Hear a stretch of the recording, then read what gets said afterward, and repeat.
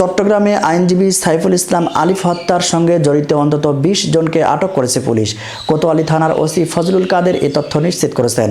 মঙ্গলবার বিকেলে ঘটনার পর থেকে মধ্যরাত পর্যন্ত নগরীর পাথরঘাটা, মাথারপট্টি, আন্দরকিল্লা, হাজারীগলি এলাকার অভিযান চালিয়ে পুলিশ তাদের আটক করেছে। চট্টগ্রামে সম্মিলিত সনাতনী জাগরণ জোটের মুখপাত্র ও বহিষ্কৃত ইসকন নেতা চিন্ময় কৃষ্ণ দাসের জামিন নামঞ্জুর হওয়াকে কেন্দ্র করে তার সমর্থক ইসকন সন্ত্রাসী রাষ্ট্রপক্ষের এক আইনজীবী সাইফুল ইসলাম আলিফ নামের এক আইনজীবীর উপরে নির্মমভাবে হত্যাকাণ্ড চালায় এবং তাকে ধারালো অস্ত্র দিয়ে জবেহ করে। এদিকে দিনভর সংঘর্ষের ঘটনায় রাত 10টার পর থেকে নগর জুড়ে চলছে যৌথ বাহিনীর অভিযান।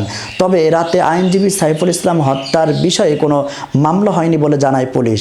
চট্টগ্রাম জেলা আইনজীবী সমিতির সাধারণ সম্পাদক মোহাম্মদ নাজিমউদ্দিন জানান, বুধবার সকাল 8:30টায় নিহত আইনজীবী সাইফুল ইসলামের ময়নাতদন্ত সম্পন্ন হওয়ার পর সকাল 10টায় আদালত প্রাঙ্গণে তার প্রথম জানাজা অনুষ্ঠিত হবে। পরে বেলা 11টায় নগরীর জামিয়াতুল ফালাহ জাতীয় মসজিদ মাঠে দ্বিতীয় দফা এবং বাদ আসর গ্রামের বাড়ি লোহাগড়ায় তৃতীয় দফা জানাজার নামাজ অনুষ্ঠিত হবে। এদিকে আজ বুধবার ইসকন নেতা চিন্ময় কৃষ্ণ দাসের চট্টগ্রাম আদালতে জামিন শুনানির কথা থাকলেও তরুণ আইনজীবী